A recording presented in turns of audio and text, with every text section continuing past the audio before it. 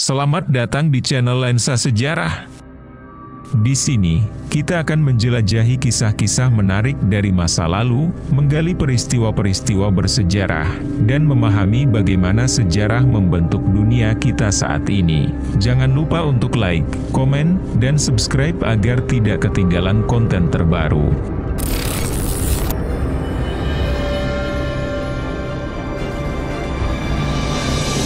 Napoleon Bonaparte adalah salah satu tokoh paling ikonik dalam sejarah Eropa. Salah satu cerita menarik tentangnya terjadi pada tahun 1814, selama masa kemundurannya dari kekuasaan sebagai Kaisar Prancis.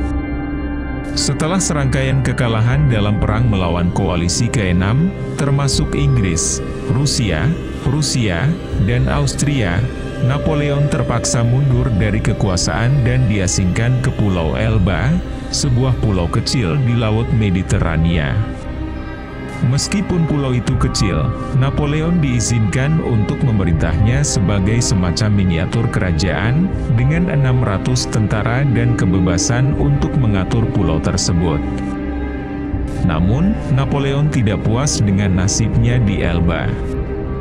Pada bulan Februari 1815, hanya 10 bulan setelah tiba di sana, dia berhasil melarikan diri. Dengan dukungan dari para loyalisnya, dia kembali ke Perancis. Ketika dia mendarat di Golfeuan pada tanggal 1 Maret 1815, dia hanya ditemani oleh beberapa ratus pengikut setianya. Peristiwa ini menandai awal dari apa yang dikenal sebagai 100 hari, periode waktu yang singkat di mana Napoleon kembali ke tampuk kekuasaan sebelum akhirnya dikalahkan lagi di pertempuran Waterloo. Ketika dia berjalan menuju Paris, banyak tentara yang dikirim untuk menangkapnya malah beralih pihak dan bergabung dengannya. Cerita tentang keberanian dan karisma Napoleon selama perjalanan ini sangat legendaris.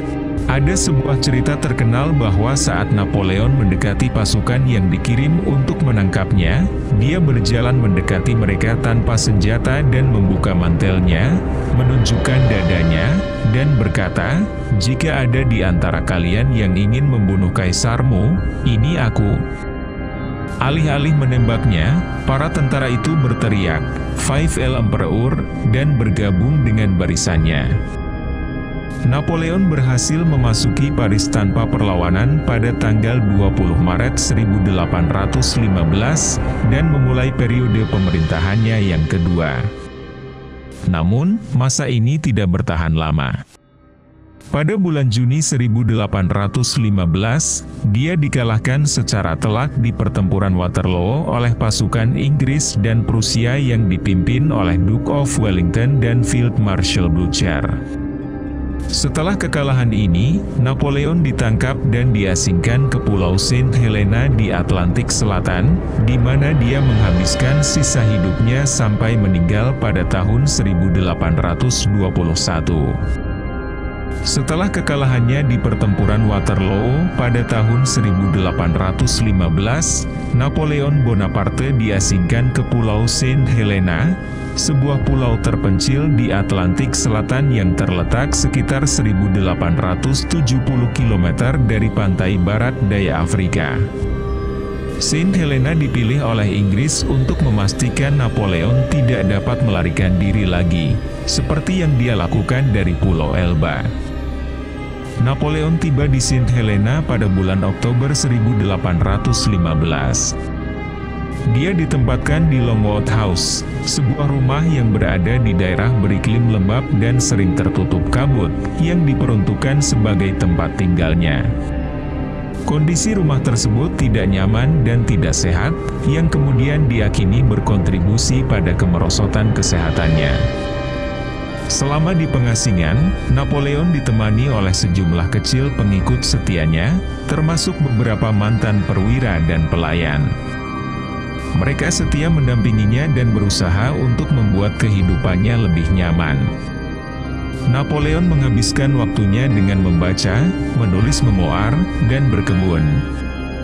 Memoarnya berisi refleksi tentang kampanye militer dan pandangan politiknya, yang kemudian diterbitkan setelah kematiannya. Kesehatan Napoleon mulai memburuk pada tahun-tahun terakhirnya di Saint Helena. Dia menderita sakit perut kronis, yang semakin parah seiring waktu. Pada tahun 1821, kesehatannya mencapai titik kritis. Dokter yang merawatnya berpendapat bahwa dia menderita kanker perut, kondisi yang juga menyebabkan kematian ayahnya. Napoleon Bonaparte meninggal pada tanggal 5 Mei 1821, pada usia 51 tahun. Kata-kata terakhirnya dilaporkan adalah, France, l'armée, tête d'armée, Joséphine, Prancis, tentara, kepala tentara, Joséphine, menunjukkan bahwa pikirannya masih bersama negaranya, pasukannya, dan mantan istrinya, Joséphine. Setelah kematiannya, jenazah Napoleon diautopsi oleh beberapa dokter, dan laporan resmi menyebut kanker perut sebagai penyebab kematiannya. Namun, ada spekulasi dan teori konspirasi yang muncul kemudian, termasuk kemungkinan keracunan arsenik. Beberapa penelitian modern, termasuk analisis rambut Napoleon, menemukan tingkat arsenik yang tinggi, tetapi tidak ada konsensus yang jelas apakah ini disebabkan oleh keracunan atau paparan lingkungan. Napoleon awalnya dimakamkan di Saint Helena. Namun, pada tahun 1840, Raja Louis Philippe dari Prancis mendapatkan izin dari Inggris untuk memindahkan jenazah Napoleon ke Prancis.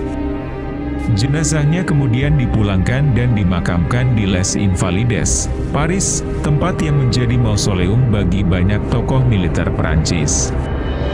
Prosesi pemakamannya di Paris dihadiri oleh banyak orang dan dianggap sebagai penghormatan yang pantas untuk salah satu pemimpin militer terbesar dalam sejarah Prancis. Akhir kehidupan Napoleon di Saint Helena mencerminkan penurunan drastis dari puncak kejayaannya sebagai penguasa Eropa. Namun, kenangan dan warisannya tetap hidup, baik dalam sejarah militer maupun politik dunia. Terima kasih sudah menonton video ini. Jangan lupa untuk like, komen, dan subscribe jika kamu menikmati konten yang kami bagikan. Aktifkan juga lonceng notifikasinya agar kamu tidak ketinggalan video terbaru dari kami. Kalau ada pertanyaan atau saran, tulis di kolom komentar di bawah. Sampai jumpa di video selanjutnya.